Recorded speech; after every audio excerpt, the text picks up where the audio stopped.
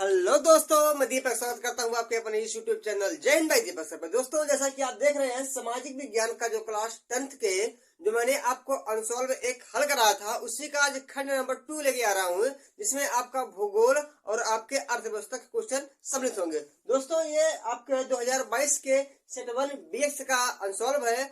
आप अपने बोर्ड परीक्षा में जो तैयारी आप कर रहे हैं, उसमें कुछ और जानदार या शानदार बेहतरीन कुछ परिणाम लाने के लिए आप अनसॉल्व को लगाइए। लेकिन अनसॉल्व लगाने में कुछ समस्या अगर उत्पन्न होती है तो आप हमें कमेंट कीजिए, मैं उस समस्या को दूर करूंगा और आपके पूर्णतः सफलता के लिए मैं कुछ न कुछ ऐसे प्रयास करूंगा ताकि आपको अच्छे मात्रा में नंबर मिल सके। दोस्तों, अब हम पढ़ते हैं आपके अनसॉल्व के खंड का। ठीक, यह अनसॉल्व है 2022 वाला। इसमें सभी दिए गए हैं, लेकिन मैं यह समझता हूँ कि आपका जो 2022 वाला है वो ज्यादा बेटर होगा। ठीक, तो इसमें मैं आपको अब बहुविकल्पीय से लेकर मैपिंग तक सारे क्वेश्चन को अच्छी तरीके से बताऊंगा। ठीक, तो आपका खंड का है, आप अपना आंसर निकाल लीजिए, अपनी रफ कॉपी निकाल लीजिए और लिखना प्रारंभ करिए। ठीक, तो पहला इसमें प्रश्न दिया गया है, पहला मैं यहाँ लिख रहा हूँ।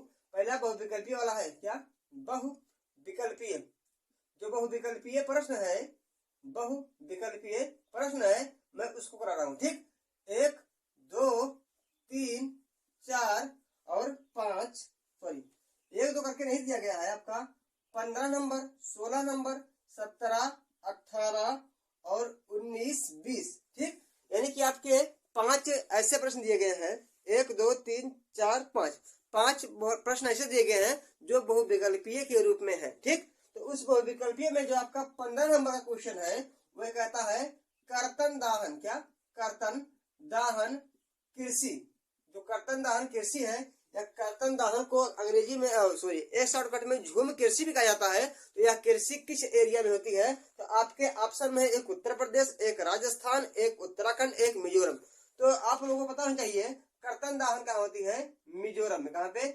मिजोरम में। ठीक, कर्तन दहन वास्तव में कृषि होती क्या है? तो कर्तन दहन कृषि वह होती है कि बड़ा सा जंगल होता है, उस जंगल के कुछ भाग को काटते हैं, काटने के बाद जला देते हैं, जलाने के बाद जो मैदान पूरा हो जाता है उसमें खेती करते हैं। तो इस प्रकार की प्रक्रिया को कहते हैं कर्तन दहन कृषि। इसे झूम कृषि, पालमु कृषि, दीपा कृषि वगैरह वगैरह, रूपांतरण, हस्तांतरण वगैरह वगैरह कृषि के नाम से अलग अलग स्थानों पर अलग अलग जाना जाता है। ठीक, तो मैंने अब आपको 16 नंबर देखा। 16 नंबर देखिए कि निम्नलिखित में से कौन सा एक संभावी संसाधन, कौन सा है इसमें, कौन सा एक संभावी संसाधन है? संभावी संसाधन है। तो संभावी संसाधन यानी कि एक ऐसा संसाधन जो कि एक मात्रा से आपके इर्द गिर्द है, लेकिन आप ऐसे प्रक्रिया में संभावना के तौर पर उसे रखे हैं ताकि जब आपके यहाँ से खनिज खत्म हो जाए तो आप उसका प्रयोग कर सके। तो आपके ऑप्शन में दिया गया है कोयला। कोयला संभावी नहीं है, कोयला को इसमें रखते हैं। पेट्रोलियम, पवन ऊर्जा, बॉक्साइट। तो इसमें कौन सा होगा? पवन ऊर्जा होगा। क्या होगा? पवन ऊर्जा होगा। पवन ऊर्जा को हम संभावी संसाधन के रूप में रखते हैं। पवन ऊर्जा, सौर ऊर्जा, आणविक ऊर्जा, ये सब ऊर्जा को हम किसमें रखते हैं? किसमें रखते हैं? संभावी संसाधन के अंतर्गत रखते हैं। ठीक, आपका एक है मुंबई हाई। क्या? मुंबई हाई किस लिए? मुंबई हाई किस लिए प्रसिद्ध है? तो मुंबई हाई आपको पता होना चाहिए कि एक या पेट्रोलियम का उत्पादक क्षेत्र है। जैसे असम का है आपका डिगबोई, गुजरात का अंकलेश्वर है, उसी प्रकार मुंबई हाई, मुंबई का यानी कि महाराष्ट्र का एक क्या है? पेट्रोलियम उत्पादक क्षेत्र। क्या है? पेट्रोलियम उत्पादक क्षेत्र। ठीक, आप ऑप्शन में देखिए, इसका ऑप्शन नंबर का वाला सही होगा। उसके बाद इसमें लिखा है 18 नंबर क्वेश्चन, निम्नलिखित में से कौन सा फसल मोटे अनाज के अंतर्गत सम्मिलित है? यानी कि मोटा अनाज ज्वार बाजरा आपका होता है। मोटा अनाज, मोटा अनाज कौन सा इसमें है? इसमें से ज्वार क्या है? ज्वार, ज्वार आपका मोटा अनाज है। ज्वार के अंतर्गत बाजरा और एक आती है रागी, ये तीनों क्या आते हैं? मोटे अनाज के अंतर्गत आते हैं। इनका उपयोग खाने में भी किया जाता है और इनका उपयोग पशुओं के लिए भी खाने में और छप्पर खाने में किया जाता है। ये भारत की तीसरी बड़ी फसल या तीसरी बड़ी खाद्यान्न है। ठीक, आपका 20 नंबर क्वेश्चन क्या है? समानता किस देश का विकास निम्नलिखित में, मतलब समानता किस देश का विकास निम्नलिखित में से किस आधार पर निर्धारित किया जाए? यानी कि किसी भी देश का अगर विकास हो रहा है तो किस आधार पे आप कह सकते हैं कि देश का विकास हो रहा है। ठीक, यानी कि किस आधार पे, किस आधार पे आप कह सकते हैं, किस आधार पे कह सकते हैं कि देश का विकास, क्या देश का विकास हो रहा है, ठीक, देश का विकास हो रहा है। तो आप एक सिंपली बात है, अगर हर एक व्यक्ति कमाएंगे, हर एक व्यक्ति की आय होगी, जब हर एक व्यक्ति की आय होगी तो अपने आप देश क्या होगा, देश बड़ा होने लगता है। यानी कुल मिला के आप इसमें समझिए उसका है प्रति व्यक्ति आय, यानी कि लोगों की द्वारा कमाई गई जो पैसा होता है उसके आधार पे आप कह सकते हैं कि यहाँ के हर एक व्यक्ति कमा रहे हैं और इससे क्या हो रहा है, देश का विकास हो रहा है। यानी कि इसमें क्या होगा, आपका प्रति व्यक्ति आय, क्या होगा, प्रति व्यक्ति आय, प्रति व्यक्ति आय, इसमें आपका सही है ऑप्शन नंबर 1। उसके बाद क्या है, निम्नलिखित में से किस आधार पर सार्वजनिक और निजी क्षेत्र विभाजित किए जाते हैं। यानी किसके आधार पे आप सार्वजनिक को, यानी कि सभी लोगों को, तथा निजी क्षेत्रों को आप कह सकते हैं। यानी कि जो उद्यम है, यानी कि उद्योग है, उद्योग में आपको जो बड़े बड़े उद्योग होंगे उसमें सार्वजनिक और जो छोटे होंगे उसमें एक व्यक्ति का क्या होता है, मालिकाना होता है। यानी कि उद्योग को हम सार्वजनिक और निजी क्षेत्रों में बांट सकते हैं। सार्वजनिक मतलब एक ऐसा होता है जहाँ पे हर एक व्यक्ति काम कर सकते हैं, और निजी का मतलब यह होता है जो कि एक पर्सनल व्यक्ति का होता है, ठीक। तो उद्योग ऐसा चीज है जो कि सार्वजनिक और निजी दोनों हो सकता है। तो आपका जो बहुविकल्पीय है ये हो गया कंप्लीट। ये आपका घ नंबर वाला क्वेश्चन ऑप्शन है, ये आपका ग नंबर वाला क्वेश्चन ऑप्शन है, यह आपका का नंबर वाला है, और ये आपका ग नंबर वाला है, और ये आपका का नंबर वाला है, और यह वाला आपका ग नंबर का, ठीक। इसमें यह हुआ, ये सारे ऑप्शन हो गए सही। आप इसको नोट करिए या अपने कॉपी में लिख लीजिए या इसे समझ लीजिए। अब मैं बढ़ता हूँ किसके लिए, अति लघु उत्तरीय प्रश्न के लिए मैं बढ़ता हूँ, ठीक। मिले हो तुम हमको बड़े नसीबों से, चुराया है मैंने किस्मत की लकीरों से, तेरी मोहब्बत में सांसें मिली है, सदा रहना दिल में करीब होके। पहुंचते कहाँ पे, हम पहुंचते हैं अति लघु उत्तरीय, कहाँ पे, अति लघु उत्तरीय प्रश्न, अति लघु उत्तरीय प्रश्न, ठीक। आप अपने अनुसार में देखिए अति लघु उत्तरीय प्रश्न है क्या, ठीक। तो इसमें पहला अति लघु उत्तरीय प्रश्न है, पहला वाला है कि पुनः चक्रीय प्राकृतिक संसाधन किसे कहते हैं, ठीक। यानी कि किन्हीं, यानी कि प्राकृतिक संसाधन में जो पुनः चक्रीय है वह होता क्या है, ठीक। तो संसाधन को आप दो प्रकार बांटते हैं, एक प्राकृतिक संसाधन, एक मानव निर्मित संसाधन, ठीक। तो प्राकृतिक संसाधन में होता है एक आपका पुनः चक्रीय, एक होता है आपका चक्रीय। पुनः चक्रीय मतलब एक ऐसा चीज जो वास्तव में आपके आवश्यकताओं को पूर्ति कर रहा है, और करने के बाद जब वो थोड़ा सा ठीक ठाक मामले में नहीं रहता है तो आप उसका दोबारा से एक ऐसी प्रक्रिया के द्वारा उसका निर्माण कर सकते हैं, ठीक। यानी कि उसका उपयोग करें, जब उपयोग योग्य ना हो जाए तो उसको कहीं मशीन फैक्ट्री में डाल के वहीं पर ले जाके उसका दोबारा क्या करें, एक नए तरीके से उसका निर्माण करें, ठीक। तो पुनः चक्रीय संसाधन के अंतर्गत अगर आप जान लीजिए तो धातुएं, एक धातुएं में आप मान लीजिए लोहा, क्या है, लोहा। लोहा जब तक आपको मिलता है तब तक आप क्या करते हैं, इसका प्रयोग करते हैं। लेकिन जब लोहा उपयोग योग्य नहीं रह जाता है तो आपके यहाँ कबाड़ी आता है, कबाड़ी को आप बेच देते हैं। बेचने के बाद वह कबाड़ी क्या करता है, उसको लोहे को ले जाकर फैक्ट्री में गला देता है, और गलाने के बाद एक नए धातु का यानी एक लोहे के एक नए प्रकार की वस्तु का निर्माण करता है। जो लोहा है ये कैसा हुआ, यह आपका हुआ पुनः चक्रीय वाला संसाधन, ठीक। इसका आप बार बार इसका रूप बदल के इसका प्रयोग कर सकते हैं। उसी प्रकार लोहा है, उसी प्रकार तांबा है, उसी तमाम प्रकार के धातुएं आपके इर्द गिर्द है जो आप पुनः चक्रीय के रूप में प्रयोग करते हैं। तो आपका यह प्रश्न हो गया। आपका ये कौन सा नंबर था, ये नंबर था आपका 21। अब 22 नंबर क्या है आपका, 22 नंबर क्या है, 22 नंबर यह है कि अर्थव्यवस्था में संगठित क्षेत्रों की दो विशेषता है। तो संगठित क्षेत्र होते क्या है, संगठित क्षेत्र होते क्या है।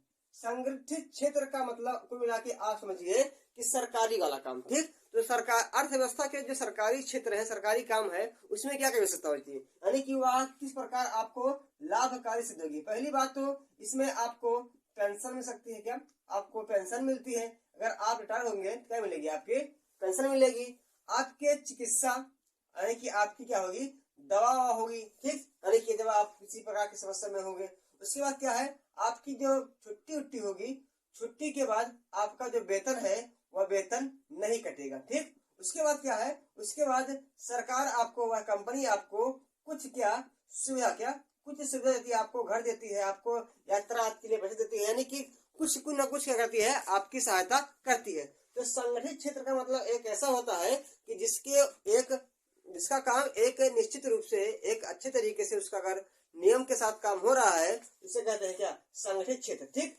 यानी कि आज में रखिए सरकारी नौकरी वाला, तो इसमें पेंशन मिलती है, उसमें चिकित्सा के लिए आपको पैसा मिलता है, छुट्टी पर वेतन नहीं करता है, और सरकारी जो सुरक्षा सुविधा होती है आपको मिलती है। ठीक, इसे कहते हैं क्या, इसे कहते हैं संगठित क्षेत्र। ठीक, तो आप एक बताया गया इसमें, तो आप इसमें से एक दो लिख सकते हैं।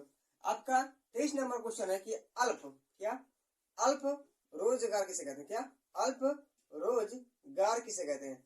अल्प रोजगार है क्या, अल्प रोजगार वह होता है जो एक बहुत ही कम समय के लिए होता है, उसे कहते हैं अल्प रोजगार। जो बहुत कम समय के लिए, बहुत कम समय के लिए होता है, उसे कहते हैं क्या, अल्प रोजगार। आज है, कल नहीं है, परसों है, चौथे रोज नहीं है, तो इसे कहेंगे क्या, अल्प रोजगार। ठीक, तो क्या हो गया, आपका आज लघुत्तरीय प्रश्न हो गया समाप्त। पुनः क्रिया क्या है, आपको पता चल गया कि अन्य उसका बार बार प्रयोग कर सकते हैं। उसके बाद संगठित क्षेत्र ऐसा होता है जिसका काम एक निश्चित ढंग से होता है, उसे कहते हैं क्या, संगठित क्षेत्र। यहाँ पे क्या होती है, पेंशन मिलती है, चिकित्सा होती है, छुट्टी में वेतन नहीं करता है, सरकारी की सुरक्षा यानी कि आपको घर देता है, यातायात के लिए पैसे देता है, वगैरह वगैरह चीज में आती है। अल्प रोजगार क्या होता है, अल्प रोजगार वह होता है तो जिसका समय बहुत कम होता है, उसे कहते हैं अल्प रोजगार। ठीक, तो आपका ये भी समाप्त हुआ। और देखते हैं किसके बारे में, हम देखते हैं लघु उत्तरीय प्रश्न के बारे में, देखते हैं लघु उत्तरीय प्रश्न के बारे में देखते हैं। ठीक, आप इसको अच्छी तरीके से अपने नोटबुक में लिख लीजिएगा, अपने कागज में लिख लीजिए,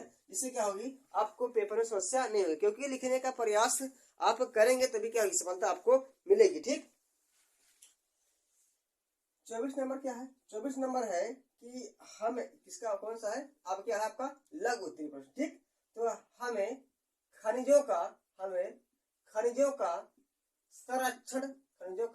संरक्षण क्यों करना चाहिए, खनिजों का संरक्षण क्यों करना चाहिए। ठीक, तो पहली बात बताइए, खनिज क्या है, खनिज आपके जीवन के एक अमूल्य, एक बहुमूल्य अंग बन चुके हैं, क्योंकि जितनी भी कृषि चीजें होती हैं, जितनी भी कृषि चीजें होती हैं, जितने भी उद्योग चीजें होती हैं, या आपके जो इर्द गिर्द तमाम कार्य तकनीकी वाले होते हैं, ये सब किसके ऊपर बेस्ड है, ये सब खनिज के ऊपर बेस्ड है। अगर आप खनिज का क्या करेंगे, एक निश्चित मात्रा में प्रयोग नहीं करेंगे, तो आने वाले समय में जो आपकी तकनीकी है, उद्योग है, कृषि है, ये सब क्या हो जाएगी, एकदम अस्त व्यस्त हो जाएगी। जब वो अस्त व्यस्त होंगे तो आपका जीवन क्या होगा, एकदम से अस्त व्यस्त होगा। ठीक, इससे क्या होना चाहिए, अगर आपको इन सबको बचाना है, खनिजों का तो उपयोग आपको बहुत ही कम मात्रा में करना चाहिए। ठीक, अगर उसके देखा जाए तो आपके जो नवीकरणीय संसाधन है उसका आपको ज्यादा प्रयोग करना चाहिए, ताकि क्या हो, इन सब का प्रयोग क्या हो, क्योंकि ये सब आते हैं अनवीकरणीय, क्योंकि अनवीकरणीय के अंतर्गत ये आते हैं। इनका अगर एक बार हम प्रयोग कर लेंगे तो लाखों करोड़ों साल बाद क्या होगा, इनका निर्माण होगा। ठीक, इससे क्या होगा, हमारी मानव समाज के साथ साथ हमारी जो प्राकृतिक चीजें हैं वो भी क्या हो जाएंगी, खतरे में आ जाएंगी। इससे क्या करना चाहिए, हमें इन खनिजों का संरक्षण करना चाहिए।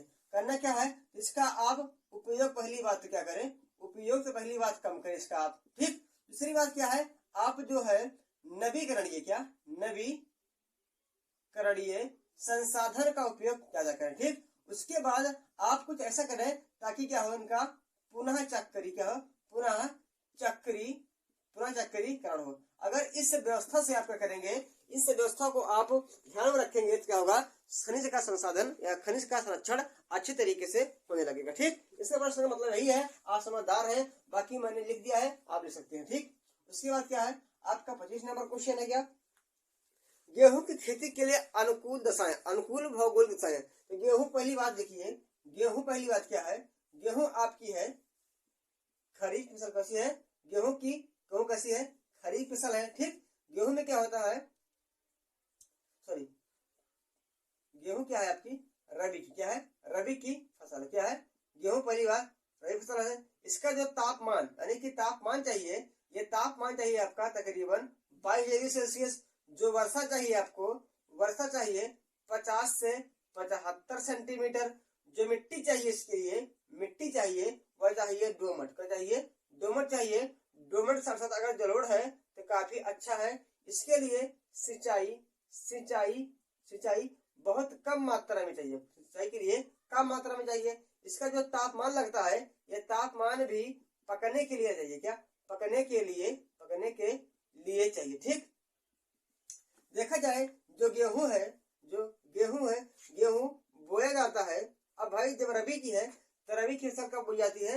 रबी की फसल जो बोई जाती है वह बोई जाती है नवंबर से दिसंबर में, और जो काटी जाती है वो काटी जाती है मार्च से अप्रैल तक। ठीक। ये पूरा गेहूं के बारे में मैंने शॉर्टकट में लिख दिया है। आज समझदार है बाकी आप लिख सकते हैं। ठीक। क्योंकि अगर इतना लंबे चौड़े से बताएंगे तो आपका जो वीडियो है ये लंबी हो जाएगी, सारे प्रश्न नहीं हो पाएंगे। ठीक। तो आप इन शॉर्ट चीज में समझिए और समझने के बाद आप अपनी कॉपी में लिख लीजिए। उसके बाद आगे देखिए, अर्थव्यवस्था के द्वितीय क्षेत्र से आप क्या समझते हैं?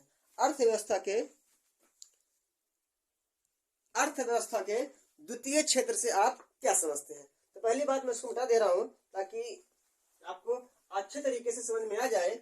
आप अगर स्टेप बाय स्टेप इसको देखेंगे तभी आपको समझ में आएगा, अन्यथा ये तो एसएसटी है भाई, दिमाग में तो आता है सबके, लेकिन जिसके आ जाता है उसके कभी निकल के जाता नहीं। ठीक। तो आपका जो 25 नंबर क्वेश्चन है, 25 नंबर में क्या है? अर्थव्यवस्था की द्वितीय क्या है? द्वितीय क्षेत्र क्या है? तो आपकी अर्थव्यवस्था में कुल मिलाकर 4 क्षेत्रों को बांटा गया है। प्रथम से द्वितीय, तृतीय, चतुर्थ। तो प्रथम में है आपकी कृषि चीजें आती है, तो द्वितीय में आपके उद्योग क्या आता है? उद्योग में क्या होता है कि आपकी जो प्रथम यानी कि जो आपकी प्राथमिक क्षेत्र के अंतर्गत आई ही चीजों को उनका आप क्या करें? पुनः विनिर्माण क्या करें? यानी कि उनका क्या करें? विनिर्माण करें। क्या करें? विनिर्माण। तो विनिर्माण करना ही कहलाता है आपका द्वितीय क्षेत्र। इसमें क्या आते हैं? इसमें बड़े बड़े फैक्ट्री आती है, बड़ी बड़ी फैक्ट्री, कारखाना, कंपनी, उद्योग, ये सब क्या आते हैं? ये सब आते हैं आपके द्वितीय क्षेत्र में। ठीक। उद्योग क्या होता है? उद्योग एक ऐसा स्थान होता है जहाँ पे प्राथमिक उत्पाद में लाई गई चीजों को पुनः उपयोग लाया जाता है। उनके अंदर कुछ संशोधन करके, कुछ सुधार करके वह क्षेत्र कहाँ होता है? वह होता है आपका उद्योग। यानी कि उद्योग एक ऐसा क्षेत्र होता है, एक ऐसा स्थान होता है जहाँ पे उन चीजों को संशोधित किया जाता है जो चीजें आपके प्राथमिक क्षेत्र के अंतर्गत उत्पादित की गई हैं। ठीक। तो आप समझ सकते हैं, उदाहरण के लिए मैंने फैक्ट्री, कंपनी वगैरह चीजों का नाम ले दिया है जो कि द्वितीय क्षेत्र के अंतर्गत आती है। आपका इसका अथवा क्वेश्चन है, इसका अथवा क्वेश्चन है कि आपका राष्ट्रीय आय, आपका मैं सुटा दे रहा हूं, राष्ट्रीय आय क्या है? इसके अथवा वाला क्वेश्चन क्या? राष्ट्रीय आय तथा प्रति व्यक्ति क्या? तथा प्रति व्यक्ति आय में अंतर। ठीक। प्रति व्यक्ति आय में क्या है? अंतर है। तो राष्ट्रीय आय क्या होती है कि किसी भी देश में जो वित्तीय वर्ष होता है, क्या होता है? वित्तीय वर्ष होता है। उस वित्तीय वर्ष के अंतर्गत उत्पादित की गई जितने भी वस्तु है, जितने भी सामान है, जितना भी कोई अन्य चीज है, उसका अंतिम मूल्य ही क्या होता है? आपका राष्ट्रीय आय। यानी कि किसी क्षेत्र के अंतर्गत जो एक वित्तीय वर्ष होता है, वित्तीय वर्ष आपका कहाँ शुरू होता है? आपका शुरू होता है 1 जुलाई से 30 जून तक। क्या होता है?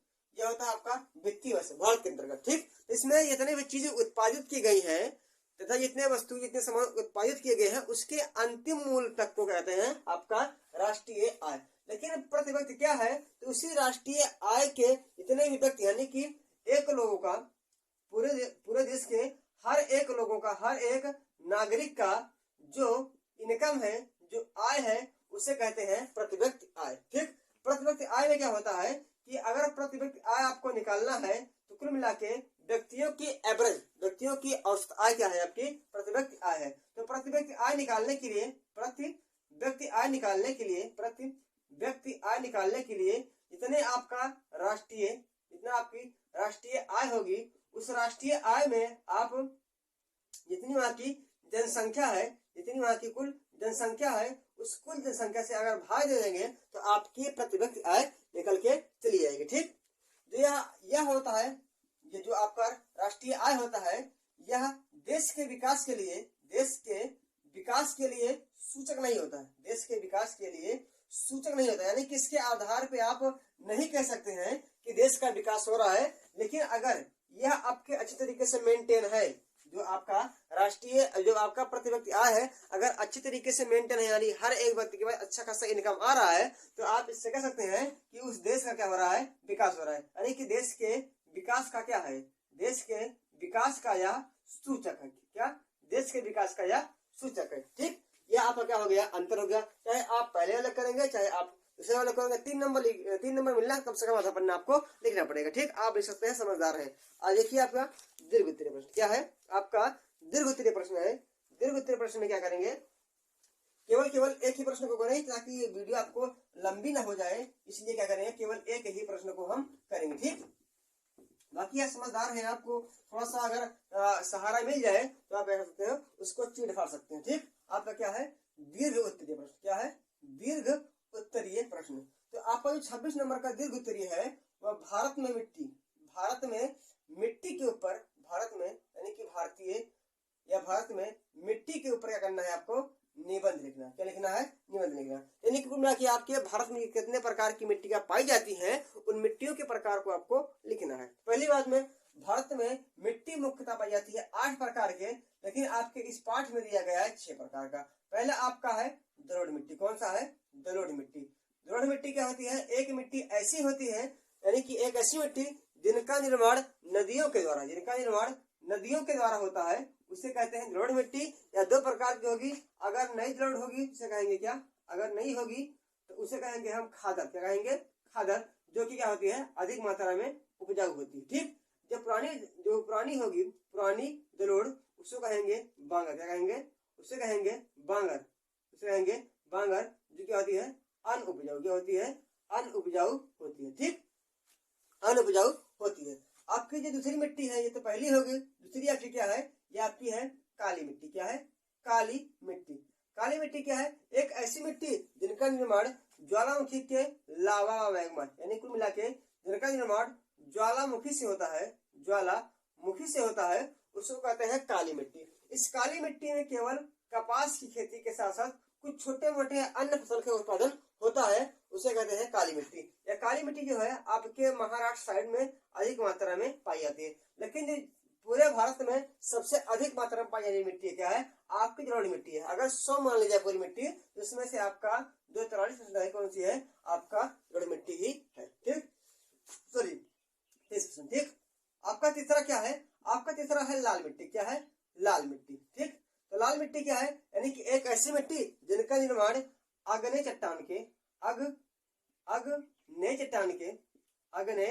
चट्टान के रूपांतरण से हुआ है, उसे कहते हैं लाल मिट्टी। लाल मिट्टी में क्या होता है, लाल मिट्टी में आपका जो चाय होता है, चाय, काजू, बादाम, बिस्किट, ये क्या होता है, यह अधिक मात्रा में लाल मिट्टी में होता है। लाल जब पानी के संपर्क में आती है इसे कहते हैं पीली मिट्टी। क्या कहते हैं, पीली मिट्टी भी इसे कहते हैं। ठीक, आपका चौथा नंबर क्या है, चौथा आपका है लैटराइट। क्या है, लैटेराइट मिट्टी। लैटराइट मिट्टी का जो निर्माण होता है वो निच्छालन प्रक्रिया से, क्यों, निच्छालन प्रक्रिया से होता है।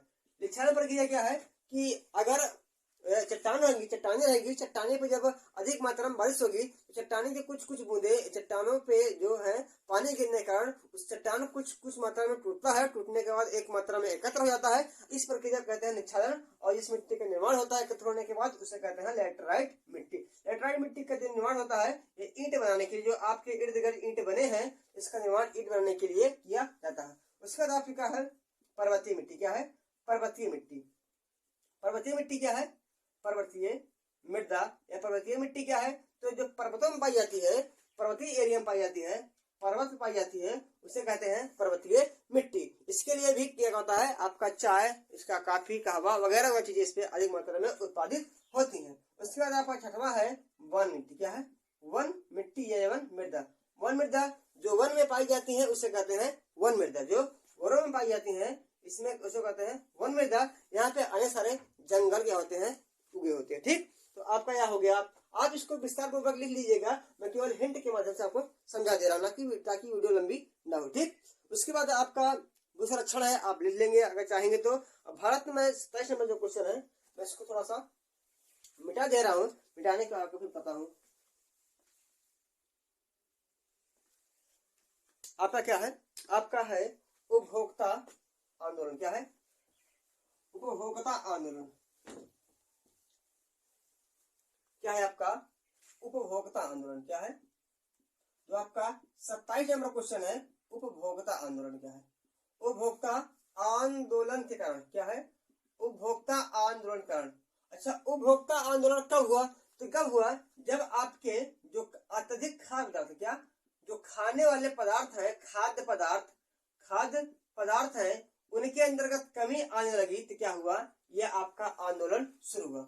उसके बाद जो अधिक मात्रा में लोग क्या करने लगे, खाद्य पदार्थ की जमाबंदी, यानी कि पदार्थों को जो खाने योग्य है उनको एकत्र करने लगे, मार्केट में नहीं लाए, जिससे क्या हुआ, उपभोक्ता आंदोलन प्रारंभ हुआ। ठीक, उसके बाद क्या है, चाहे वह खनिज तेल हो, चाहे वह खनिज कह रहा हूँ, चाहे वह खाद्य पदार्थ हो, चाहे वह खाद्य पदार्थ हो, और चाहे वह तेल हो, इन सब में क्या आने लगी, इन सब में मिलावट आने लगी, जिसके कारण क्या हुआ, आपका उपभोक्ता आंदोलन प्रारंभ हो गया। उसके बाद क्या हुआ, आपका काला बाजारी, क्या हो गया, काला बाजारी होने लगा, यानी कि अधिक मात्रा में उन सबको छिपा के रखा जाने लगा, ताकि क्या हो, अधिक मात्रा में उनको पैसा लेकर बेचा जाए आवश्यकता पड़ने पर। इससे क्या हो गया, उपभोक्ता आंदोलन प्रारंभ हो गया। ठीक, इन 4-5 कारणों से क्या हुआ, उपभोक्ता आंदोलन प्रारंभ हुआ।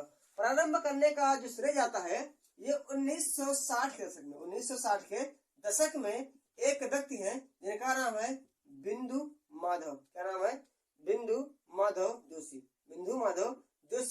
जो कि एक अखिल भारतीय ग्राहक पंचायत क्या है, ये है संस्थापक। इन्होंने क्या किया, इन्होंने अधिक मात्रा में लोगों को समझाया बुझाया, और समझाने बुझाने के बाद क्या किया, इन्होंने जो उपभोक्ता है उपभोक्ता के हितों के लिए क्या किया, ये सरकार से मांग करने लगे। ठीक, ताकि क्या हो, आपके जो उपभोक्ता हो वे अच्छे तरीके से रहे। तो सरकार से इन्होंने अधिक मात्रा में यह मांग की कि जो उपभोक्ता है उनको शिक्षा का अधिकार, यानी कि उपभोक्ताओं को शिक्षा का अधिकार होना चाहिए। उसके बाद क्या है, उसके बाद आपका है कि जो उसके बाद आपका है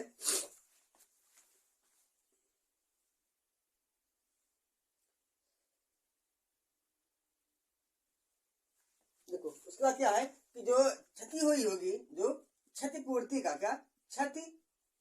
अधिकार, जो सामान खराब हो गया हो तो उसकी पूर्ति की जाए, क्षतिपूर्ति का अधिकार। उसके बाद क्या है, उसके बाद आया है कि हर एक उपभोक्ता को उसकी आवश्यकता संबंधी चीज, चाहे वह भोजन हो, चाहे वह घर हो, चाहे वह वस्त्र हो, इन सबका मिलना चाहिए। साथ साथ उसका जो वातावरण है, जो स्वच्छ वातावरण का भी क्या हो, अधिकार उसको होना चाहिए, ताकि क्या हो, वह अच्छी तरीके से अपनी हर एक चीजों को पूरा करे। तो ये क्या है, उपभोक्ता आंदोलन है। ठीक, जो आपका दिन का हो गया 27 नंबर, ये सारा हो गया कंप्लीट। अब पढ़ते हैं किसके, मानचित्र के बारे में पढ़ते हैं, मानचित्र के बारे में पढ़ते हैं। आप इसका अगर स्क्रीनशॉट ले जाते हैं तो ले सकते हैं, तो मैं इसको इरेज कर रहा हूँ। ठीक, क्योंकि वीडियो लंबी ना हो, इसी के घर पर मैं बहुत फास्ट बता रहा हूँ, ताकि आपको केवल हिंट मिल जाए, आपको लिखना किस प्रकार है, आप किस विषय पर लिखते हैं, इन सभी। क्योंकि अगर एक बात कही है कि अपने मरे हमको स्वर्ग देखना है, तब तक आप मरेंगे नहीं, स्वर्ग देखेंगे नहीं, यानी कि जब तक आप अपना स्वयं परिश्रम करेंगे नहीं, तब तक आपको कुछ आएगा नहीं। तो देखने के बाद चाहिए आप उससे कुछ सीखिए। अब मानचित्र को आप पढ़िए। मानचित्र में क्या पहला किया है कि कृष्णा नदी को, पहले मैं छोटा सा ही पे भारत देश बनाना रहा हूँ अपना, ऐसे भारत देश, थोड़ा सा ऐसे आपको ऐसे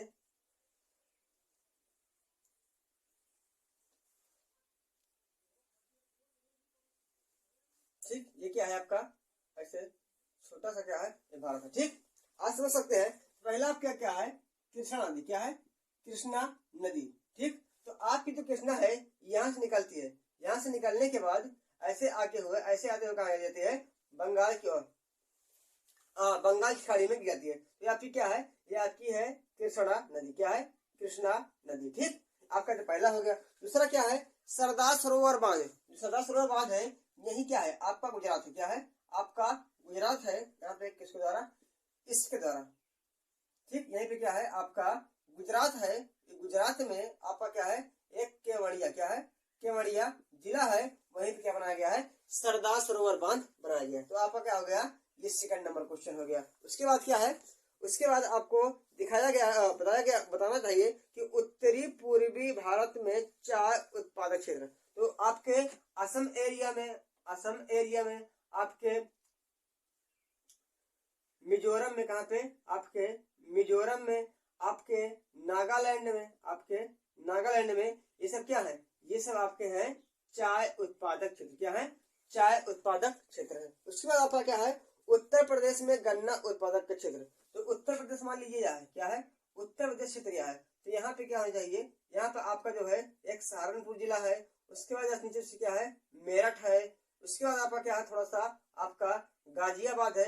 इन सब में क्या होता है, अधिक मात्रा में क्या होता है, गन्ना का उत्पादन। क्या होता है, गन्ना का उत्पादन। यह क्या है, आपका चौथा नंबर क्वेश्चन है। ठीक, उसके बाद क्या है, विशाखापट्टनम बंदरगाह।